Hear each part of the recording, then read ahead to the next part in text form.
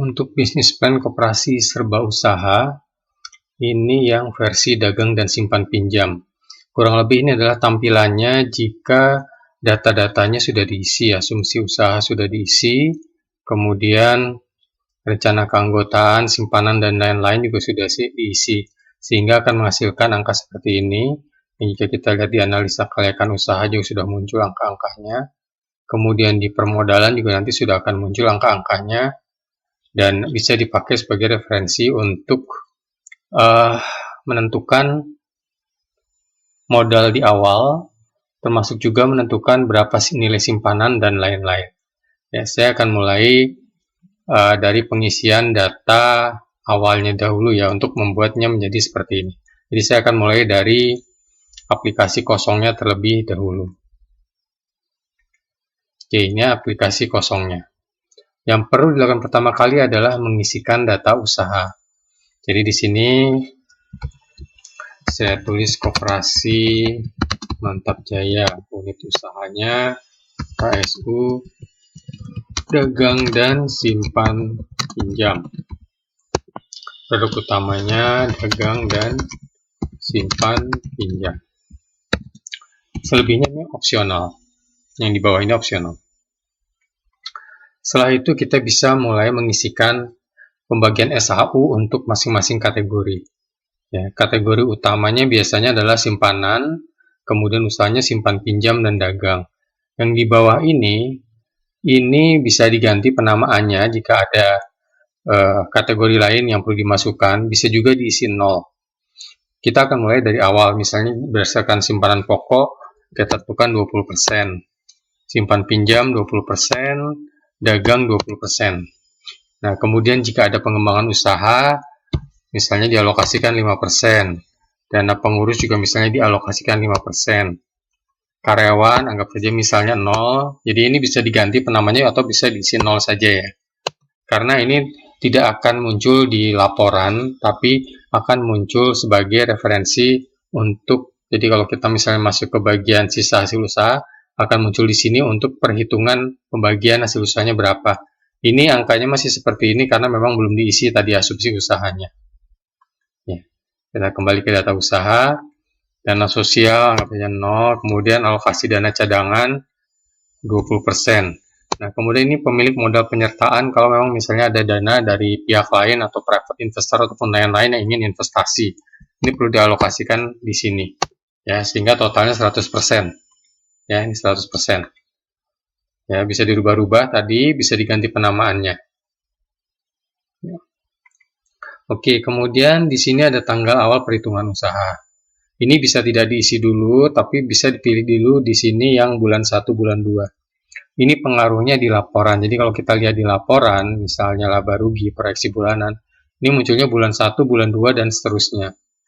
Tapi kalau misalnya kita mau mengisi Januari Februari, ini harus diisi misalnya tanggal 1 Agustus ya. Perhatikan saya nulisnya 1 Aug 21 karena format komputer saya bahasa Inggris, jadi saya mengisi format bahasa Inggris. Tapi ini kalau kita enter, dia akan mengikuti menjadi format bahasa Indonesia 1 Agustus. Tapi kalau kita isinya 1 Agustus, dia tidak akan berubah otomatis, dan itu nanti akan menimbulkan error di bagian laba rugi. Ya, ini Agustus, September mulainya. Kalau misalnya tadi kita menulisnya nih, kita menulisnya 1 Agustus 21 ya. Ini sepertinya betul tampilannya, tapi kalau kita lihat ke laba rugi, perhatikan ini jadi value semua. Karena formatnya bukan format tanggal. Jadi perhatikan bahwa kita mungkin harus 1 Aug 21 ya. 1 Agustus 1, dan kalau kita lihat di sini normal. Tapi untuk pembuatan awal akan lebih baik jika kita mengisi bulan 1, bulan 2, sehingga kita bisa mendapatkan referensi sesuai jumlah bulannya. Itu untuk setup data usaha. Kemudian untuk format laporan di sini sudah disiapkan untuk KSU dagang dan simpan pinjam. Penamaan bisa diganti tapi tidak bisa ditambah. Ya, penamaannya bisa diganti di sini. Tapi harus mesti sesuai. Ya, sesuai dengan peruntukannya. Kemudian setup pada dasarnya hanya itu, setelah itu kita bisa masuk ke bagian perencanaan. Oke, untuk keanggotaan, jadi ini adalah bisnis plan untuk perencanaan selama 5 tahun. Jadi di sini kita bisa mengisikan anggota hingga 5 tahun. Kalau memang tidak ada rencana penambahan anggota di tahun kedua, ketiga, dan lain-lain, itu bisa diisikan 0. Oke, sekarang kita misalnya memulai anggota pertama langsung bergabung 500, 100. Ini bisa kita copy dengan kita drag ke bawah. Jadi ada 1600 anggota. Ya, ini silahkan isi sesuai kebutuhannya. Kemudian kita bisa copy paste di sini, paste as value. Dan misalnya ya anggap saja penambahannya tiap bulan 100. Oke, kurang lebih seperti ini. Nah, kemudian di sini sudah terlihat total anggotanya menjadi 6.400. Kemudian kita bisa menentukan nilai simpanan modalnya, yaitu pokok dan wajibnya berapa. Ini angkanya bisa kita isikan dulu. Nanti kita bisa atur pada saat nilai-nilai penerimaan pengeluaran dan modalnya sudah muncul, untuk bisa membuat nilainya adalah optimum. Kemudian di sini kita bisa tentukan nilai simpanan sukarela atau tabungan. Misalnya dari total ini nilai tabungan rata-rata ya, ini semua adalah nilai rata-rata. Jadi kalau misalnya simpanan pokok nanti ada leveling atau ada berbeda. Demikian juga ada simpanan wajibnya berbeda, mungkin untuk koperasi karyawan tergantung statusnya. Itu di sini dibuat angka rata-ratanya. Ya, nanti pelaksananya silahkan. Tapi untuk angka rata-ratanya ini hanya untuk pembuatan proyeksi keuangan dari koperasinya. Kemudian ini simpanan sukarela, misalnya per bulan rata 200.000. Nah, ini bunganya berapa per bulan? Misalnya asumsinya bunganya adalah 3,6% per tahun, sehingga per bulan dan 0,3%. Kemudian berapa anggota yang berpartisipasi? Ini misalnya dari seluruh, misalnya 1.600 anggota ini yang berpartisipasi adalah hanya 30%. Kita bisa tulis di sini 30%. Nanti angka-angka ini akan muncul secara otomatis di bagian penerimaan dan pengeluaran. Jadi kalau kita masuk ke penerimaan pengeluaran di sini, pertumbuhan anggota akan muncul secara otomatis, simpanan pokok, wajib, dan sukarela juga akan muncul secara otomatis. Ya. Oke, itu untuk yang keanggotaan. Setelah itu kita bisa masuk ke bagian pendapatan. Nah, di sini karena usahanya tadi adalah simpan pinjam dan dagang ya.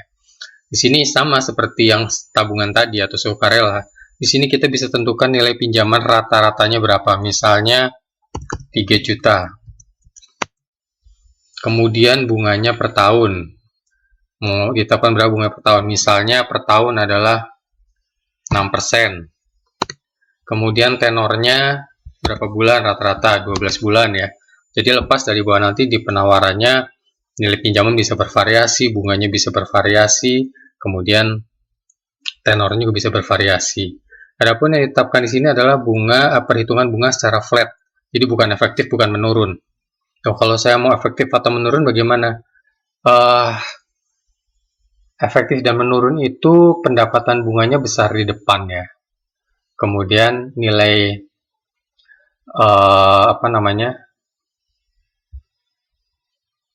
nilai pokoknya itu terbayar besar di belakang. Tapi kalau melihat secara periode pinjamannya itu kurang lebih nilainya akan sama ya. Akan sama, bukan sama ya, akan sama. Dan ini adalah untuk membuat proyeksi. Tapi saya pengen tetap mau efektif atau menurun. Mungkin bisa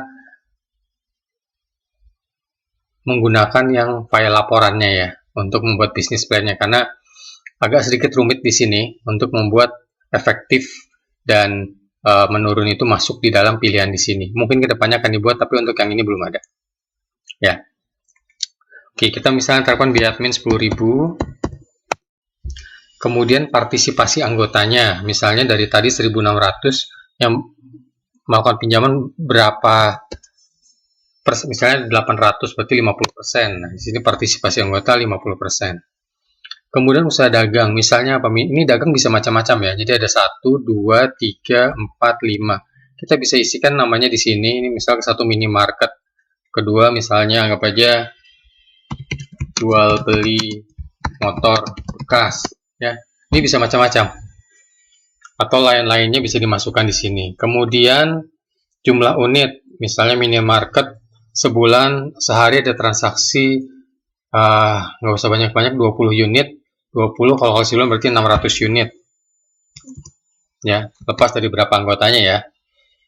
Kemudian harga per unitnya rata-rata transaksinya adalah 10.000, sehingga rata-rata per bulan ini bisa diisi, bisa dibuat rumus ya, ini dikali ini.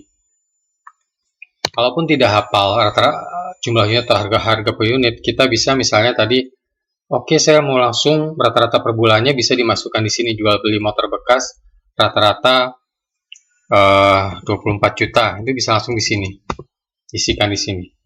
Ini partisipasi anggota, misalnya ini 30% ya, ini satunya persen juga, yang per transaksi per bulan. Kan jual beli motor bekas mungkin hanya 1%. 1% dari 1.600 itu 16 ya, 1%. Kemudian jumlah unitnya sama, jadi kalau misalnya tidak diisi tidak apa-apa di sini.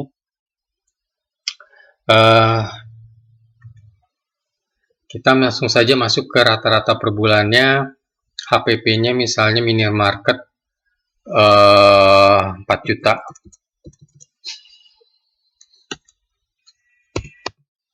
Kemudian jual beli motor bekas anggap saja 18 juta. Jadi di sini sudah muncul angkanya, sehingga kalau kita masuk ke bagian penerimaan pengeluaran, di sini angka-angka yang tadi sudah kita masukkan itu sudah muncul, termasuk tadi usaha simpan pinjam, usaha dagang, pokok pinjaman, pengeluaran untuk pinjaman ya. Yang belum muncul, perhatikan di sini ada 1, 2, 3, itu adalah investasi dan beban operasional ya. Ini yang kita bisa lanjutkan pengisiannya ke bagian investasi atau biaya di sini. Jadi ini pengisiannya, kita bisa mulai dari aset yang dibeli sesuai dengan jenis atau unit usahanya. Misal untuk operasional perlu komputer, kita isikan komputer di sini. Kemudian meja kursi. Kemudian untuk toko dagangnya misal perlu etalase, kemudian kasir ya, perangkat aplikasi kasir, kemudian bisa diisi semua yang direncanakan akan menjadi aset ya, printer. Oke, di sini kita bisa, kalau misalnya ada satuan, kita bisa isikan satuannya set di sini, jumlah pembeliannya misalnya 2, kemudian meja kursinya set juga, di sini 1, kemudian etalase mau beli untuk dagang 6, 7, 8, misalnya 8 unit etalase, set lagi, aplikasi kasir 1, ini set, kemudian printer 1, dan seterusnya nanti bisa diisi di bawah ya. Harga satuannya misalnya ini 5 juta, ini 2 juta, etalase 1 juta, aplikasi kasir 1 juta, printer 1 juta.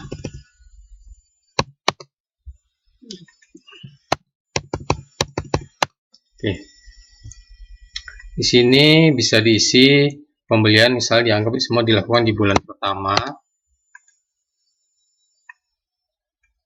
Kemudian umur ekonomisnya ini 60 bulan atau 5 tahun. Nilai sisanya, jika ada nilai sisa bisa diisi, kalau tidak ada ya diisi 0 saja ya. Ini akan dipakai sebagai referensi untuk perhitungan penyusutannya. Kemudian ini pengkategoriannya, komputer misalnya perangkat elektronik. Kalau misalnya diisi mesin operasional juga tidak ada masalah ya, karena ini hanya pengkategorian saja. Kemudian kecuali kalau kamu mau mengikuti yang sudah listnya masuk di dalam pajak, silahkan.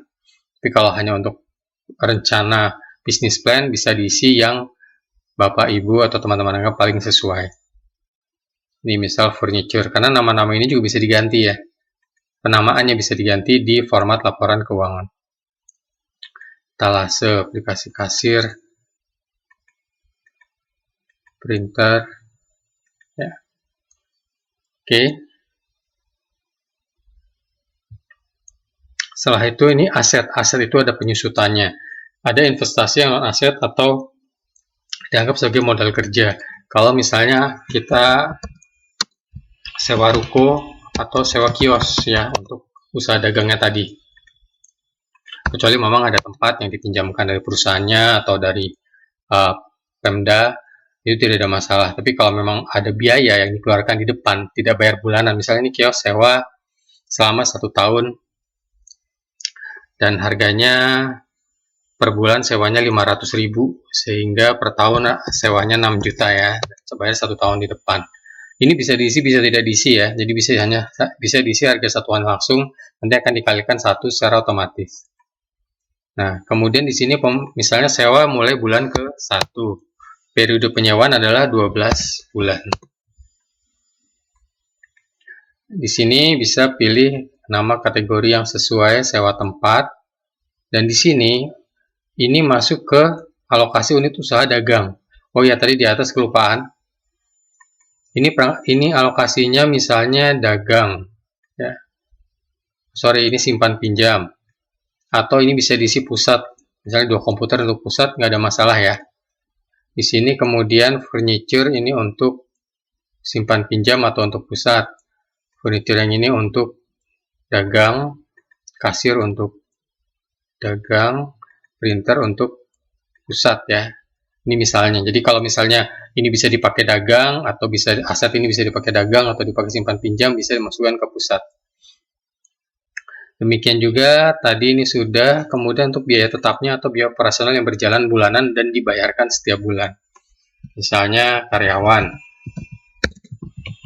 Jadi ada karyawan toko, ada karyawan simpan pinjam. Misalnya per bulan ada 3 orang ya. Jadi udah digabung.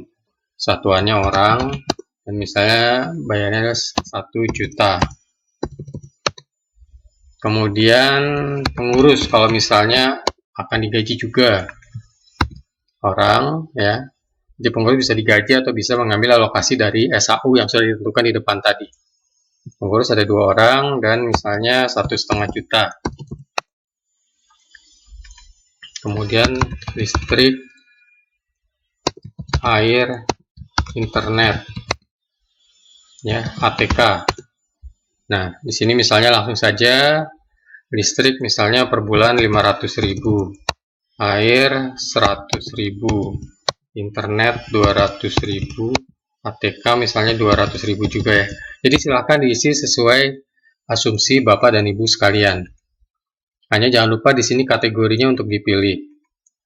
Ini beban gaji karyawan ya, penamaannya tadi bisa diganti di format laporan keuangan. Kalau memang dirasa namanya ingin dipisahkan atau digabungkan, jadi bisa diganti di format laporan keuangan. Format laporan keuangan itu yang ini ya, format laporan.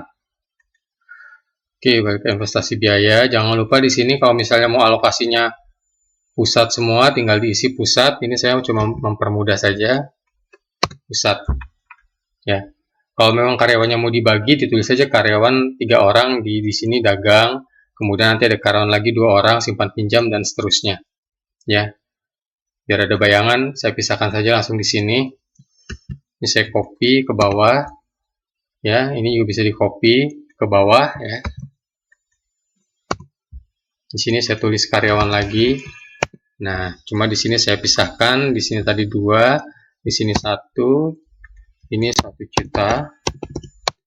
Dan ini alokasinya misalnya dagang dan simpan pinjam.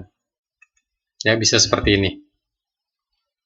Oke, jadi dengan bagian di sini sudah diisi, ini kan 1 pendapatan investasi, maka penerimaan dan pengeluaran bisa dikatakan sudah selesai. Dan di sini kita bisa lihat bahwa dengan komposisi seperti ini ini butuh modal kurang lebih 744 juta untuk tidak negatif, dan ini 1 bulan. Ya, ini sangat baik kalau seperti ini. Ya, kemudian kita bisa lihat ke bagian permodalan.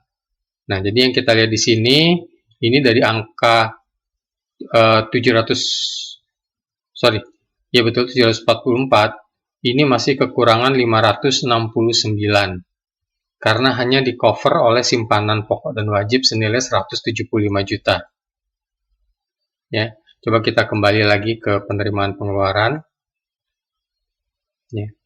744.500.000 kebutuhan modalnya untuk menutupi negatif yang hanya muncul di bulan pertama. Jadi bulan kedua itu sudah positif. Oke, kembali ke permodalan. Oke, nah sekarang ini bisa didapatkan dari mana? Perlu diperhatikan, kalau misalnya pendapatnya dari hutang bank, angka ini mungkin berubah. Kenapa? Karena kalau kita lihat di penerimaan dan pengeluaran, ini ada pembayaran utang bank. Ya. Kalau tidak ada yang dibayarkan di bulan pertama, mungkin tidak berubah, karena ini covernya 1 bulan. Tapi kalau misalnya tadi covernya harus menutupi negatif 3 atau 4 bulan, dan sudah ada pembayaran hutang bank dan bunga, angka permodalan tadi ada kemungkinan berubah. Ya. Jadi misalnya ini saya ambil contoh saja sekarang, kurangnya 569. Kalau misalnya pinjam ke bank, misalnya bunganya 5%, tenornya misalnya 12 bulan, jumlahnya misalnya 100 juta. Perhatikan, ya, di sini tidak ada perubahan. Karena apa? Karena di bulan tidak menjadi bulan kedua. Karena perhatikan, utang bank dan operasional itu muncul di bulan kedua. Tapi kalau negatifnya itu sampai bulan kedua, maka kebutuhan permodalan mungkin akan berbeda. Ya. Oke, sekarang kita masukkan ini kurang 469. Misalnya ada private investor, atau mungkin ini ada donasi dari Pemda. Nah, dari Pemda misal donasinya juga sama 100 juta sama pinjaman ya. Sehingga kekurangannya yang ditutupi oleh private investor 369.500. Oke, sahamnya berapa? Ini yang berhubungan dengan data usaha di sini. Pemilik modal dapat 10%. Nah, cuma kan harus dilihat. Tadi kita kembali ke permodalan. Ini tadi dapat 10%. 10% di akhir tahun itu berapa? Nah, di sini kita bisa lihat di bagian sisa hasil usaha. Jadi, pemilik modal itu dapat 7,7 juta di akhir tahun pertama. Itu apakah sesuai dengan kalau misalnya uang ini ditabung di bank? Hanya itu perbandingannya. Kalau ini bunganya, sebagai contoh ini saya ambil coret-coretan di sini. Misal bunga bank 3% dikali modal ini. 3% kali modal ini. 11 juta. Jadi SHU 7 juta itu masih lebih kecil dari bunga bank. Mungkin menjadi tidak menarik buat pemilik modalnya. Itu yang harus juga Bapak, Ibu, dan teman-teman hitung pada saat menyertakan. Apakah kemudian persentasenya dinaikkan di sini, ya. Bisa juga di sini dinaikkan. Jadi cadangannya misalnya diturunkan menjadi 10%, tapi private investornya 20%. Di sini bisa dilihat sisa hasil usahanya menjadi 15 juta, lebih bagus dari yang 11 juta tadi ya. Oke, jadi dengan sudah mengisi permodalan, pada prinsipnya perhitungannya sudah muncul semua dan sudah bisa dipakai untuk dibuatkan proposalnya. Jadi setelah dibuatkan perencanaannya, itu bisa dicetak ya. Di sini sudah disiapkan seperti ringkasan eksekutif. Ini sudah akan merekap otomatis dan siap dicetak. Ya, kalau kita lihat di sini siap cetak, tinggal diatur layoutnya menggunakan menu cetak yang ada di Excel. Termasuk juga di sini kalau misalnya kita mencetak untuk permodalan, ya. Kemudian ada lagi proyeksi untuk tahun pertama. Ya, kalau kita klik di sini untuk mencetak. Nah, hanya kalau memang kita ingin merapikan, kita bisa meng-hide bagian-bagian yang nilainya kosong seperti ini ya. Jangan di-delete ya, di-hide. Kalau kita mau meng-unhide, ya diklik lagi di sini 2, unhide. Ya. Setelah itu kita bisa rapikan lagi dari menu cetak yang ada di Excel. Karena mungkin ada bagian-bagian yang menjadi tidak rapih. Seperti tadi kan bisa terlihat nih terpotong nih grafiknya. Nah, ini harus dirapikan lagi karena ini kan tidak otomatis. Jadi memang harus merapikan menggunakan menu cetak dari Excel. Termasuk juga proyeksi 5 tahun. Ya, sudah ada tabelnya, hanya perlu dirapikan pada saat mencetaknya. Oke, untuk pencetakan, termasuk juga diantaranya ada yang proyeksinya jika ingin dicetak terpisah ya. Ada laba rugi, kalau ingin cetak terpisah tidak ada masalah. Hanya sekali lagi perlu dirapikan dulu sebelum dicetak. Kemudian di sini ada modul untuk realisasi dan evaluasi. Saya tidak akan menjelaskan banyak di sini karena di sini perlu datanya mesti diisi secara manual. Ya, ini bisa diisi kalau memang ada kebutuhan untuk membandingkan realisasi dengan proyeksi. Ya, jadi mesti diisi manual nih. Perhatikan kotak-kotaknya kosong. Sehingga kalau sudah diisi, nanti bisa terlihat evaluasi laba ruginya, grafiknya bagaimana, kemudian tahunannya juga akan muncul perbandingan antara realisasi dan proyeksi. Diisi opsional ya, hanya jika memang dibutuhkan untuk membandingkan. Kalau tidak, gunakan modul bisnis plan-nya saja.